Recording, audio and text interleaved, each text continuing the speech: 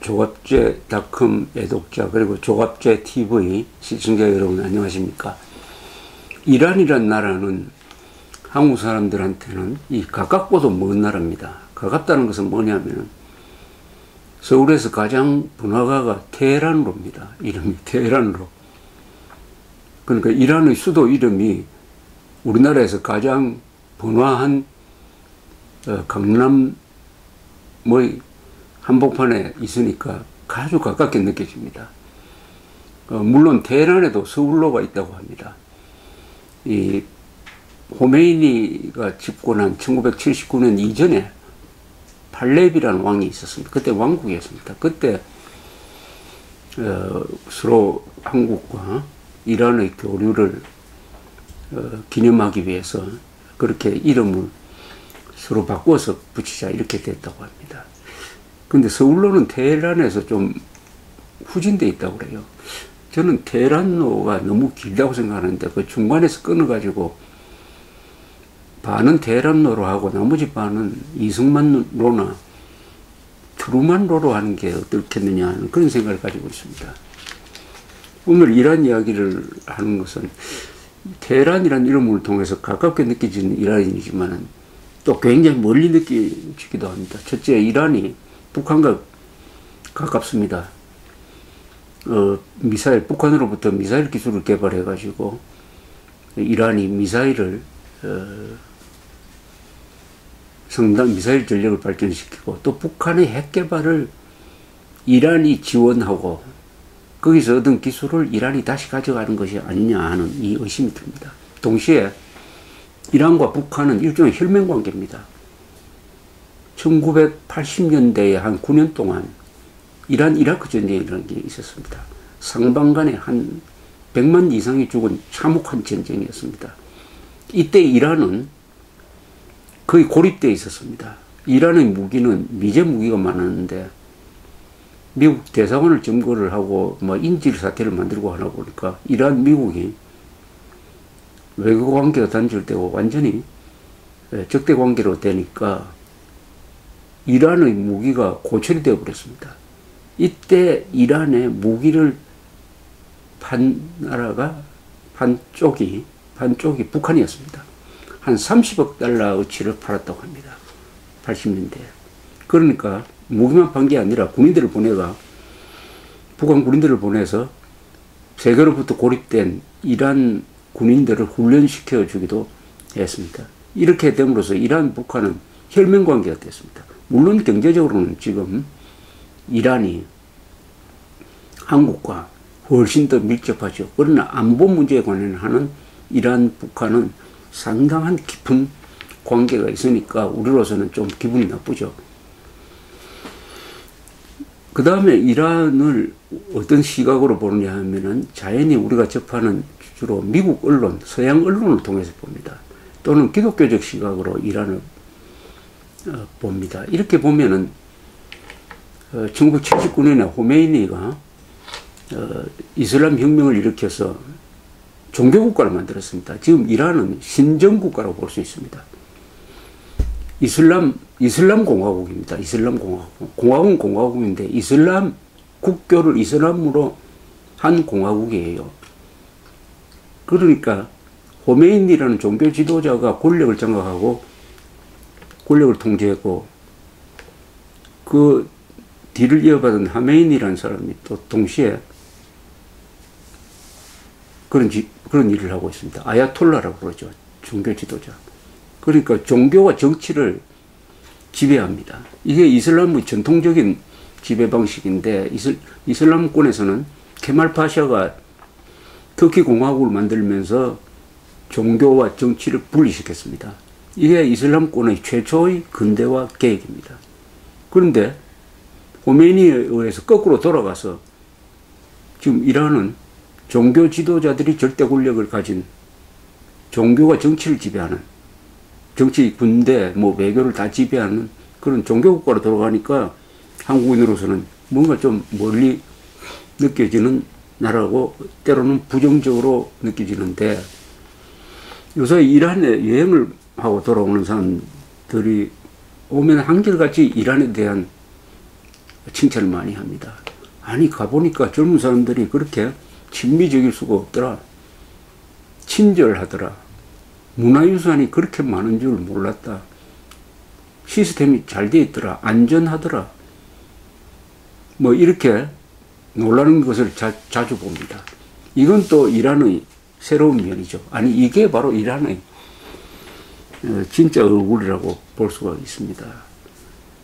우리가 인도에 가면 항상 가는 데가 뉴델리 바로 옆에 있는 타지마할을 구경합니다. 17세기에 지은 무덤이죠. 무갈 제국의 황제가 일찍 죽은 부인을 추모하기 위해서 만든 세계에서 가장 화려한 무덤입니다. 세계에서 가장 사진빨이 좋은 무덤이죠. 완벽한 대칭형으로 되어 있습니다. 그냥 보석과 같습니다. 그 거대한 건물이. 그걸 보고 감탄을 하는데 그 건물을 지은 권력은 무갈 제국이지만은 무갈이라는 이름 자체가 이란으로 몽골이라는 뜻입니다. 그때 무갈 제국에서 봉사했던 이 테크노크라트 공무원이라든지 기술자들은 이란 계통이 많았습니다. 물론 타지마할도 이란식 건축, 페르시아식 건축이죠. 이란 하면 페르시아와 동료로 쓰입니다. 이란의 한 지방을 퍼스라고 부르는데 그게 이제 이란을 지칭하는 말로 내가 이란, 페르시아 뭐 같은 개념인데 이란이라는 말의 뜻은 아리안족의 나라라는 뜻입니다. 아리안족. 아리안 하면은 그게 이것이죠. 그건 나치와 연관됩니다. 히틀러가 아리안족의 우수성을 강조하면서 유대인의 열등성을 핍박하기 위해서 유대인 말살의 한 근거로 삼은 게 아리안족 우수성입니다. 아리안 그러니까 이란 민족이 게르만족의 원형이라는 뜻이죠. 이란에 살던 사람들이 저쪽으로 유럽으로 들어가서 그게 게르만족이 되었고 그 게르만족에서 가장 순수한 게르만족 피가 바로 독일, 바이킹 이런 사람들이니까 이런 사람들이 세계 지배민족이 되어야 된다는 게 히틀러의 인종 우월주의였습니다. 그 아리안과 이란이 같은 말입니다. 자, 그러면은 이란이 왜 이렇게 한국 사람들한테 좀 부정적으로 보이느냐? 그것은 미국적 시각에서 본다. 또 기독교적 시각에서 보는 거. 그러면 지금 이란과 이슬람과의 관계는 어떻게 되느냐? 페르시아 뭐 알렉산더 대왕이 그때 멸망시킨 게 이제 페르시아 제국인데 그때만 해도 뭐 이슬람하고는 관계없죠. 이슬람은 7세기에 사우디아라비아에서 일어난 사막 종교였습니다만 이 이슬람과 이란이 만난 것이 세계사를 크게 변화시켰습니다. 이 이슬람이란 종교는 사막에서 일어난 종교입니다. 물론 유대교, 기독교도 사막에서 3대 종교가 일어났습니다. 이 이슬람이 7세기에 사우디아라비아에서 모하메드 예언자 모하메드에 의해서 일어나면서 주로 낙타, 말, 기병 전력과 결합이 되면서 이 종교와 군사력이 결합되면 무서운 폭발력을 나타냅니다. 종교도 힘이 셀 뿐만 아니라 그게 군사력을 뒷받침하기 때문에 적이 없어요. 그래서 한 손에 칼, 한 손에 코란을 들고 세계 정복에 나섰다 그럴까. 하여튼 뭐 전도에 나섰습니다.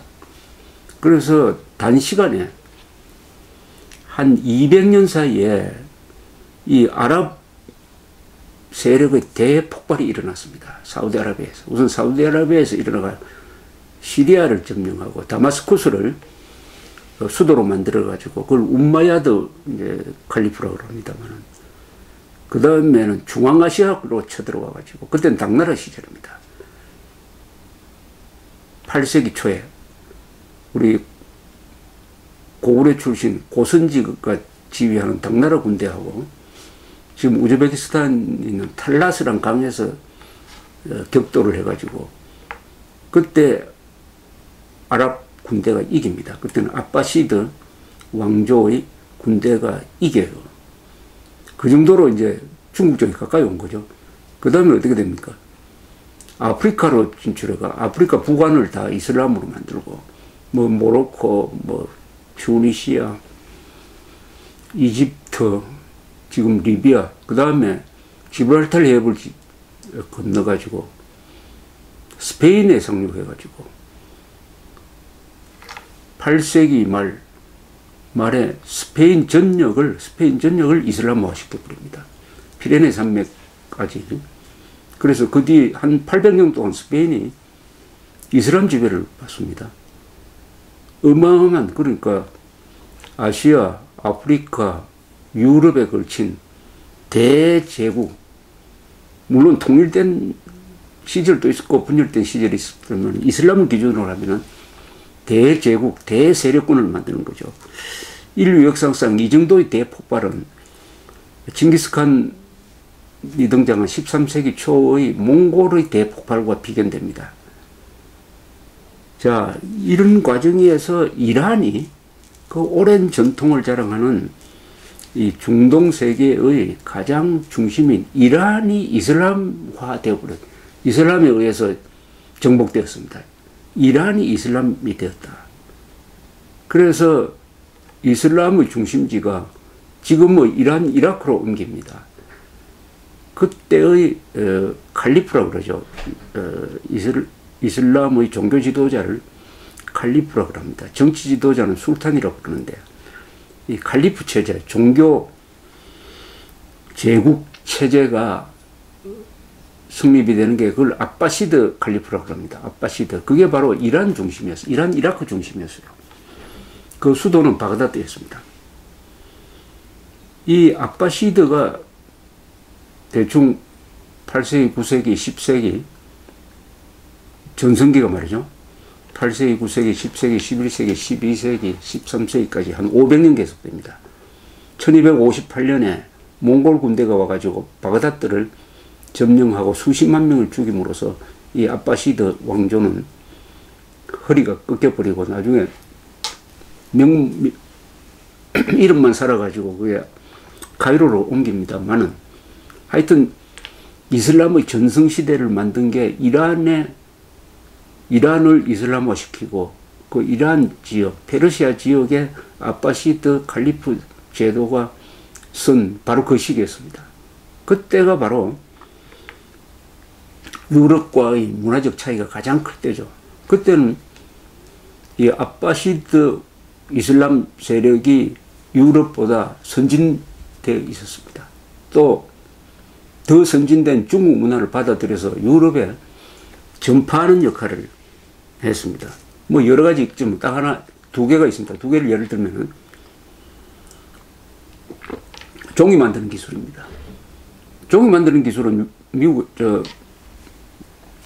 중국에서는 기원 전부터 발명이 되었습니다만 그게 유럽으로 전해진 계기가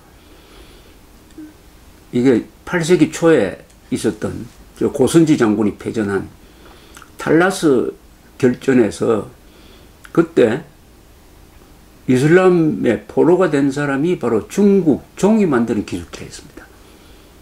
그것을 이슬람 사람들이 데려가가지고 종이 만드는 기술을 더 발전시켰어요.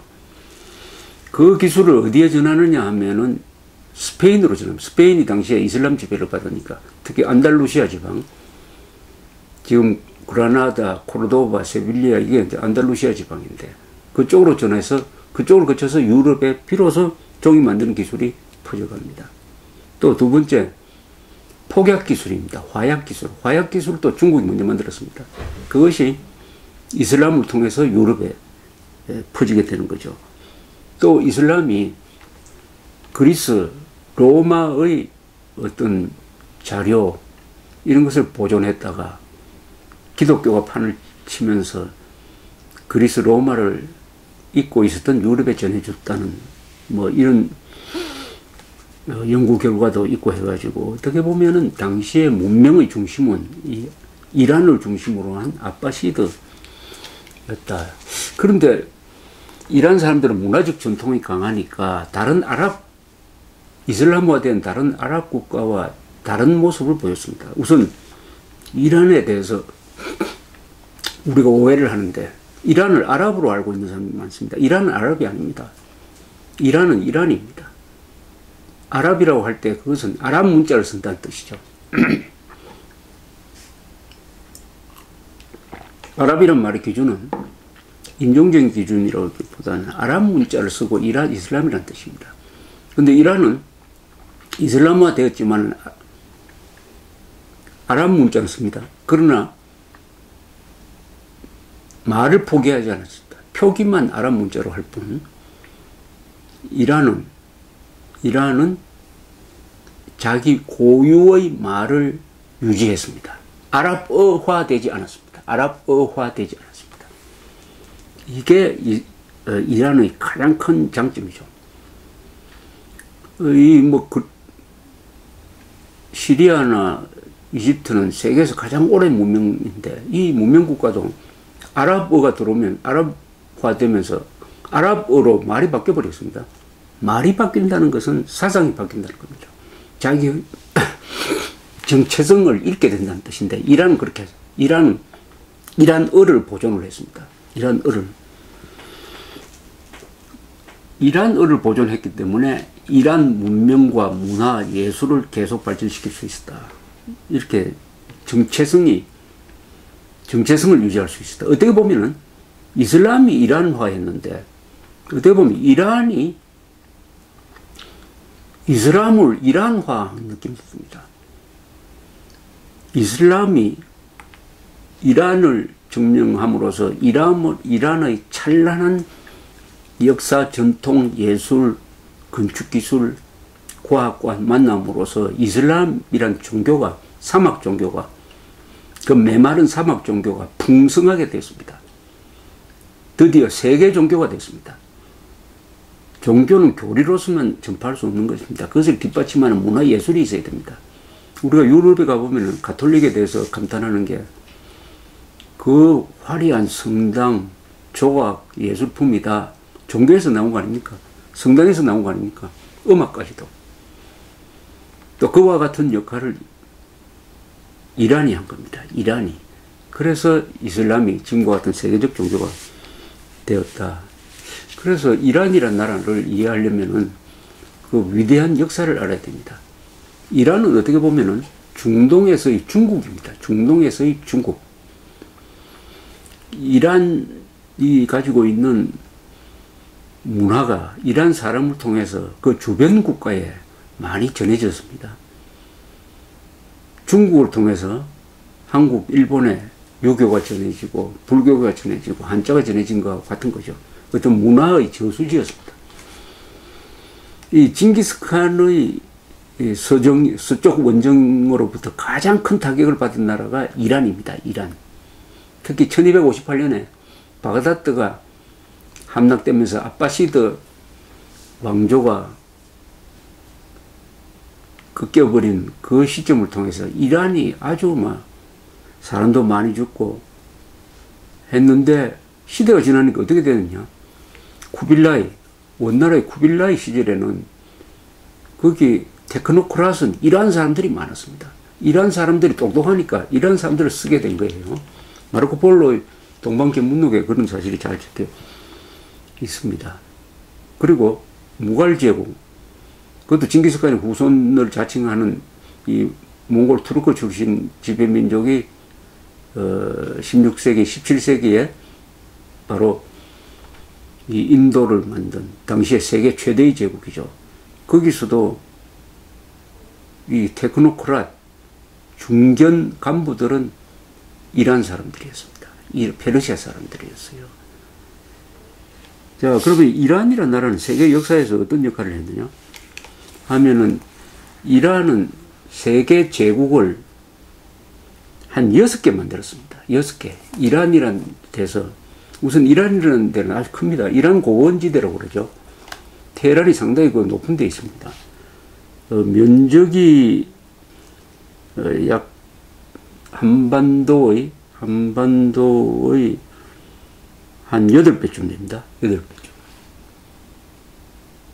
180만 평방킬로미터. 인구는 8천만. GDP 기준으로는, GDP, 그러니까 구매력 기준의 GDP로는 세계에서 18번째 되는 나라입니다. 이 나라가 오랜 수천 년에 걸친 역사 속에서 만들어낸 세계제국입니다. 세계적 제국이 6개입니다. 서기 7세기에 만들어졌던 메디안 제국, 그리고 서기 6세기 아케메니드, 이걸 보통 우리가 페르시아 제국이라고 합니다. 다리우스, 사이러스 대제가 나왔던. 그 다음에 그 제국이 서기전 4세기 알렉산더 대왕한테 망한 다음에 그 100년 뒤에 곧 그 자리에서 만들어진 게 파르티아 제국. 이 파르티아는 로마와 자주 싸웠습니다. 로마가 결코 정복하지 못한 것이 바로 파르티아 제국이었습니다. 그 다음에 기원 후 3세기에 사산 다이너스티, 사산 왕조. 그 다음에 아까 말씀드린 대로 8세기, 9세기부터 한 500년 동안 번성했던 아빠시드 칼리프 왕조. 그 다음에 16세기 초 1501년에 나온 사파비드 제국. 이렇게 되면 한 6개 됩니다. 그 중에서 이란을 근거로 해가지고 가장 영토가 넓었던 것은 아케메니드 엠파이어라고 불리는, 우리가 보통 페르시아라고 하는 제국이라고, 다리우스 하면 아시죠? 그리스를 쳐들어와가지고 그리스와 여러 번 싸웠던, 그 영화 300이라는 영화에 보면은 그 시절의 이야기입니다만은, 이 시절이 가장 판도가 넓었습니다. 이 아케메니드 엠파이어, 페르시아 엠파이어, 이 6세기경에 이 영토를 지금 국경 기준으로 불러보겠습니다. 어느 정도 큰지. 현재의 이란, 아제르바이잔, 아르메니아, 그루지아, 터키, 흑해 연안, 그리스 일부, 불가리아 일부, 시리아, 요르단, 이스라엘, 이집트 일부, 리비아, 사우디, 파키스탄, 아프가니스탄, 이게 전부 이 제국 안에 들어갔습니다. 그때 서기 전 480년입니다. 이 제국의 인구가 5천만이었다고 그래요. 세계 인구의 40%였답니다. 40%. 이 페르시아 제국이 그리스로 계속 쳐들어가서 그리스 도시국가하고 싸우죠. 그런데 그리스 도시국가가 지지 않았습니다. 그리스 또 아테네나 스파르타 이런 쪽에 단결해 가지고 싸웠고, 거기서 스파르타의 용사 300명이 다수의 페르시아 군대하고 용감하게 싸우다가 전멸했다 하는 게 바로 영화 300이란 영화의 소재가 된 유명한 전투인데, 그 300이라는 영화를 나왔을 때 이란 사람들이 화를 냈습니다. 우리를 이렇게 모독할 수 있느냐. 저도 그 영화를 한번 봤더니 참 미국의 이 할리우드에 있는 몰상식한 영화인들이 흥미본위로 만들면서 스파르타를 사람들을 초인으로 만들고 페르시아 군인들을 멍텅구리 또는 괴물로 만든 것이 아주 인종적 편견이, 문화적 편견이 들어있었다고, 아주 기분이 나쁜 영화입니다. 그게. 그런 영화였습니다. 이란을 제대로 알면은 그런 영화를 만들 수 없을 것이라고 생각합니다. 자, 이런 세계 제국을 이란이 만들고, 특히 이슬람을 세계적 종교로 끌어올렸고 한 이런 이란이니까, 이란을 우리가 함부로 말할 수 없다, 이런 이야기입니다. 어떤 나라가 크면은 그게 좋은 나라다, 나쁜 나라다, 이런 말을 함부로 할 수 없는 나라가 있습니다. 그건 너무나 크기 때문입니다.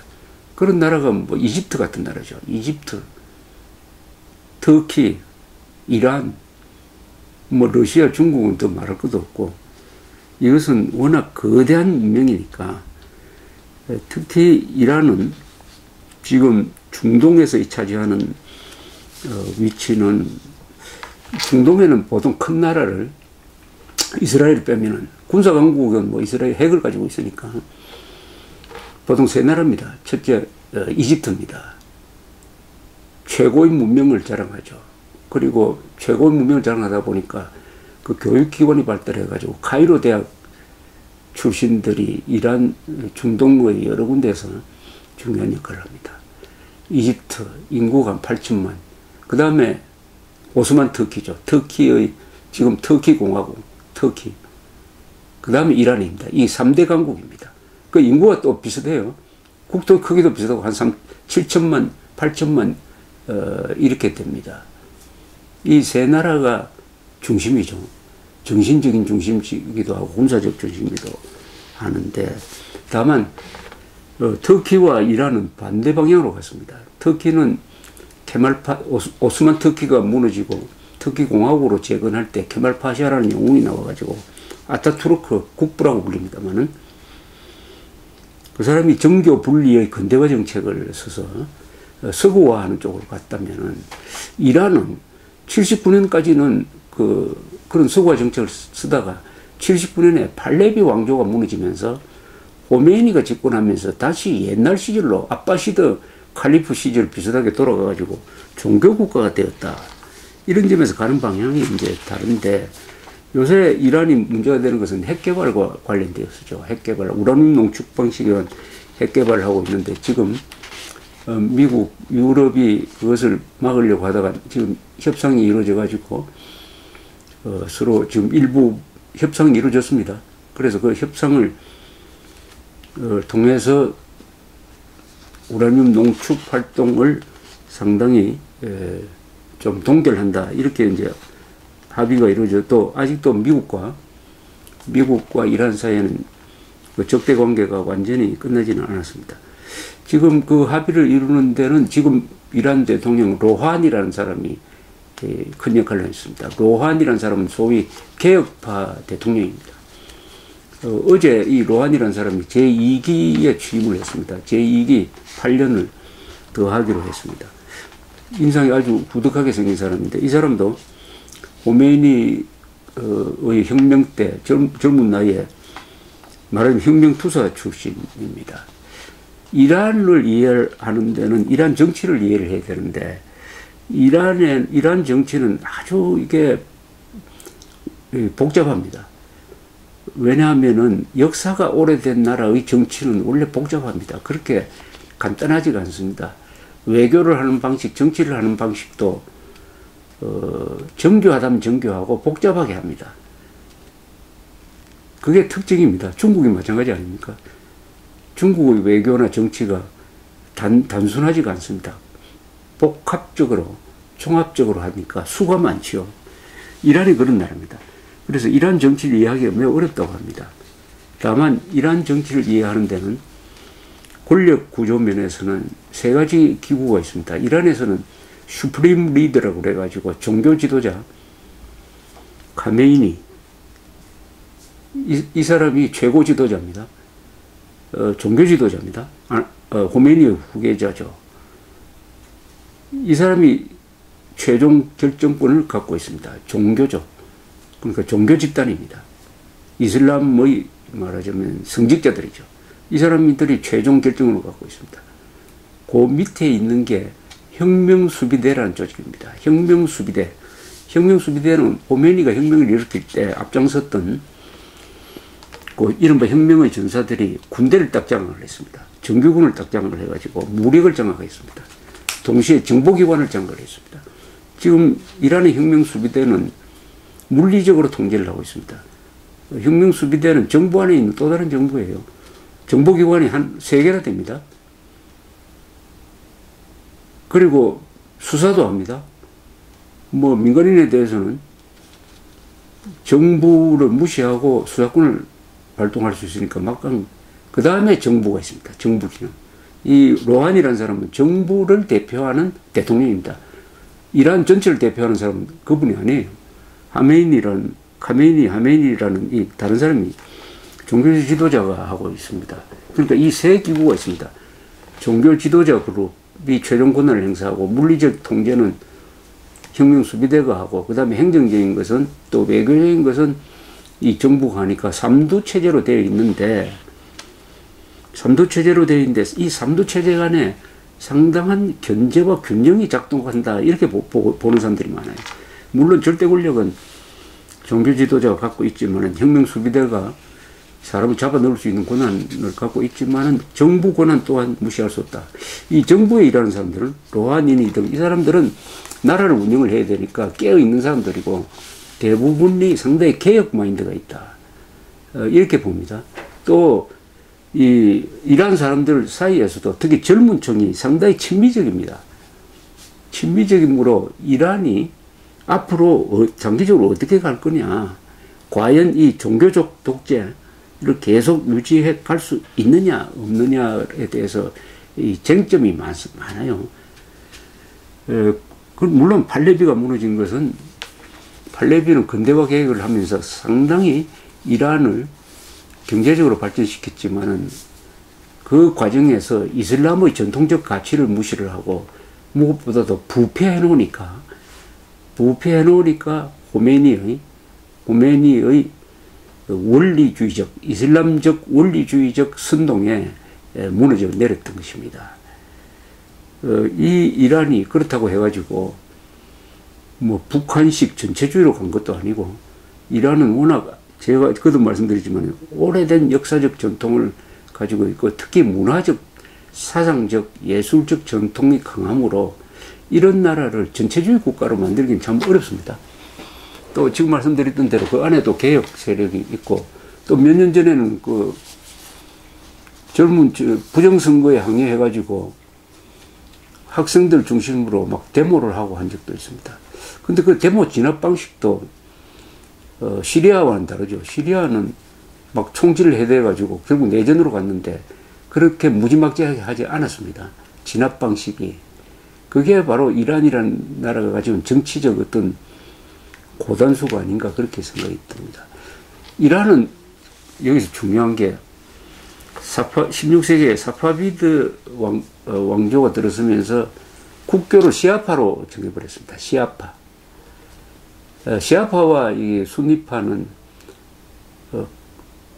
같은 이슬람이지만 어떤 면에서는 천지 원수지간이기도 합니다. 그 생긴 뿌리부터가 그 뭐 암살이나 뭐 이런 걸 통해서 파가 나눠졌기 때문에, 시아파는 소수입니다. 전체 이슬람 16억 이슬람인 중에서 시아파는 한 15% 정도 될까요?